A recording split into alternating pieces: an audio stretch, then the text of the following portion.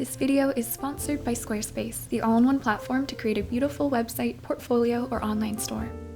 Hello everyone! In this video, I'm going to be walking you through my oil painting portrait process. That's a bit of a tongue twister, but I haven't painted a portrait in over a year, so I'm excited to brush off the dust and get back into it. I'm going to be using my favorite brushes, my limited edition set with Craft Camo. Link to the set will be down below, and we're going to be using traditional oil paints. So on my palette, we have Quick Dry White, Lemon Yellow, Cadmium Red, Alizarin Crimson, Ultramarine Blue, Phthalo Blue, Yellow Ochre, Transparent Red Oxide, and Burnt Umber. I also added a few fun colors with the Violet Gray, Radiant Green, Radiant Red, and Radiant Violet. As you can see, I love those Gamblin Radiant colors. I'm also using Gamblin's solvent-free gel, and I also have my little can of Gamsol to thin the paints and also to clean the brushes when I need to. I'm painting on a gesso primed wooden panel. I've discovered I like to use a spatula to apply gesso rather than a brush.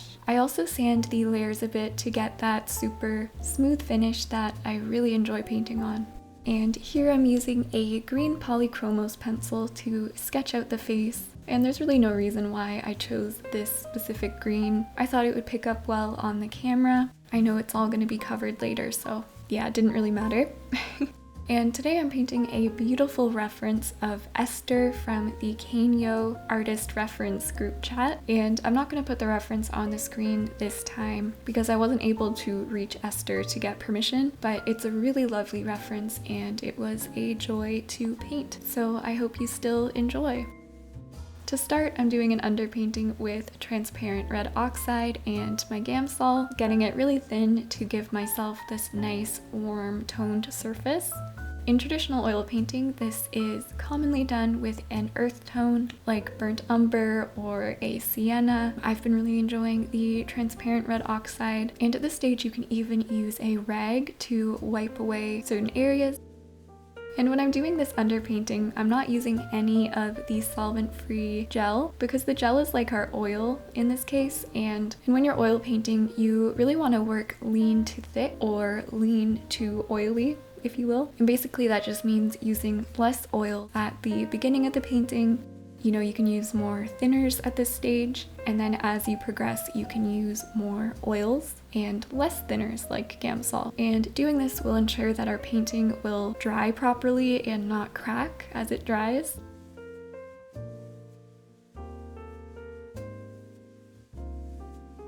Here I'm carving out the background with a cool gray-blue mix with some nice big brush strokes using my favorite 1-inch brush. I have a bad habit of not adding a background until the end. I guess it's not really a bad habit, you know, you can do anything you want in art, but I've started adding the backgrounds at the start of my oil paintings, and I just much prefer the process that way. Then I'm getting the darkest darks down with a mix of ultramarine blue and burnt umber. The darkest area in this portrait happens to be the hair, and we really want to think about the hair as a larger structure broken down into shapes, rather than as individual hairs, especially at this earlier stage in the painting. The left side of the face, our left side, is in shadow, so I start by mixing these darker skin values first, paying attention to the subtle value and hue shifts. For example, there is a lot more warmth around the cheeks, ears, and nose, and it gets cooler towards the chin, so keeping all of that in mind as I mix my colors. And I'm not using a brush smaller than the 1/2-inch flat brush at this stage, as I want to indicate the larger planes of the face before getting into these smaller plane shifts and details. It also reminds me to keep this part of the painting very loose. I love the larger flat brushes for that purpose.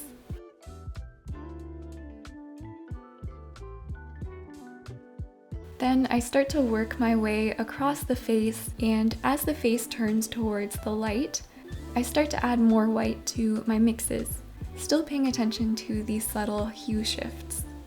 That being said, in the hierarchy I have in my brain, Value is always more important than hue when trying to accurately describe form. So hue always takes a bit of a backseat to value.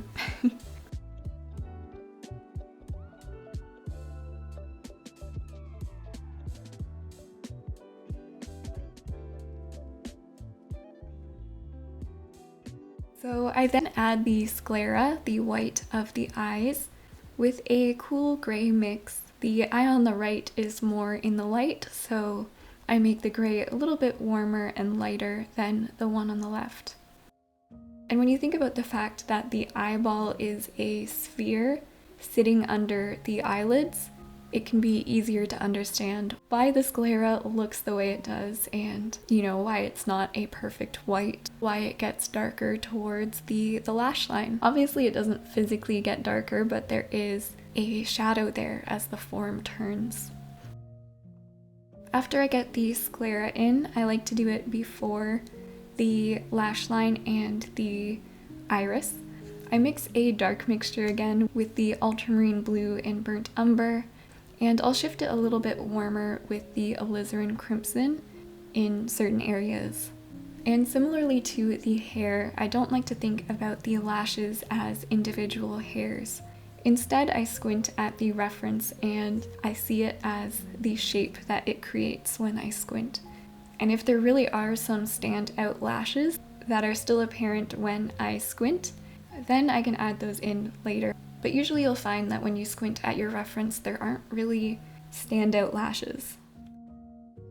And when we're painting this way, I find we're painting more in the way that we view people when we're looking at them, because I don't know about you, but when I'm talking to somebody looking at them, I'm not focusing on their individual eyelashes. It sort of becomes a blur, and their image is sort of just a collection of all of these little things, if that makes sense. And I just find that when I capture a portrait with this in mind, the painting feels more alive than if I were to focus on lashes and pores and fine lines and that sort of thing. And as with every area in the portrait, the eyes, the lips, the ears, the nose, I'm thinking about which edges are soft and blended and which edges are hard. And this is what's going to make the features feel real rather than plastered on. So for example, with the lips, I treat the lips similarly to the way I treat the face, but with pinker hues.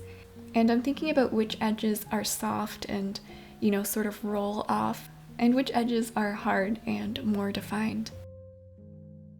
In oil painting, and for me in gouache painting as well, I sort of go from messy to structured during the painting process. So I start loose and then I begin to tighten things up as the painting progresses.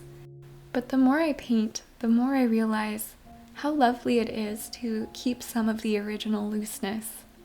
It also makes the tighter, more rendered areas feel more important. So for me, it's always a fight to keep some areas unrendered. Maybe some of you guys will be familiar with this as well, but there's always that urge to keep painting, keep rendering, and I think as artists, it's a fun challenge, but it's good to step back and remember what your goals are for the painting. And that's something I've really gained from recording my paintings. I'm able to watch it back like a play-by-play, like I'm an athlete or something, and I can see where I went wrong, I can see where I went right, and it's just a tool, another way I can learn how to get better or at least get closer to what I want to see from my art. You can also take photos of your work throughout the process, and I find that can be really helpful as well to see the painting in its different stages. And you can see sort of where things maybe got better, where things maybe got worse, and that can be helpful to learn as well. And that's the thing, when you choose to keep painting, usually some areas are going to get better, and if you're a perfectionist, then you really, really want that. But I think it's also almost guaranteed that some areas are gonna get worse. When I get in the zone of rendering, I'm going to lose some of the freshness no matter what. I am still happy with where the painting ended up. I definitely learned a lot with this one, and I see a lot of improvement from my last oil portrait paintings. And it was honestly so much fun. I was just reminded of how much I love painting portraits in oils, and it just made me excited to paint again. Oh, also at certain points in the painting process, you'll see me resting my hand on something, and it's a Mahl stick that I made. I asked my dad to help me make one, and then I had the idea to make it look like my brushes. So we ended up staining it a gray, similar to the brush handles, and I painted a lavender contrast band at the bottom. I've never used a Mahl stick, but recently I've had so much wrist pain. I was thinking how nice it would be to have something to rest my wrist on. I love watching Portrait Artist of the Year, and I've always seen certain artists use these Mahl sticks, and I can totally say I get it now. I am on the Mahl stick bandwagon. It's really been a game changer, and the fact that we made it look like my brushes was just the cherry on top. I want to thank everyone who has purchased my brush set already. It's been so amazing seeing all of your posts with the brushes. It absolutely makes my day every time, and I'm just really glad you guys are enjoying them as much as I am. And this is definitely biased, but to me they are the perfect painting companion. And we've sold most of the brushes that we've made. There are only 25% left of the stock. So if you're interested in purchasing a set for yourself, or maybe for an upcoming birthday or Christmas present for an artist in your life, I will have the link down below. So here's the finished painting. I was really happy with how it came out. There's definitely certain things I regret doing in the portrait, but I learned so much and I had a really great time doing it. So yes, I'm excited to do more oil paintings. I hope you guys are here for it. I also want to thank the sponsor of today's video, Squarespace. So you know how we spend hours perfecting our oil paintings? Well, what if I told you that creating a stunning website could be just as satisfying but way quicker? Enter Squarespace, the all-in-one platform to create a beautiful website, portfolio, or online store. Squarespace is what I use to host my website and online store. Fluid Engine is Squarespace's next-gen website editor. It's kind of like having a perfectly organized palette, but for web design. You can drag and drop elements easily with the same precision you would use for your brushstrokes. Whether you're on your computer or your phone, you can tweak your website to perfection. It's super intuitive. You will feel like you've been designing websites for as long as you've been painting. And when it comes to turning your art into income, Squarespace's online store feature is like having a gallery and an art dealer rolled into one. Selling original pieces, prints, or even online courses, Squarespace has you covered. From secure payments to keeping track of your inventory, it's all there.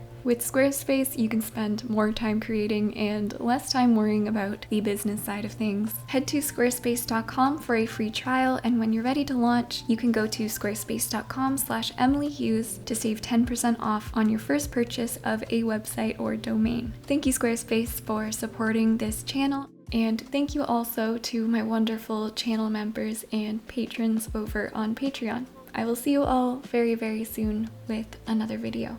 Bye-bye!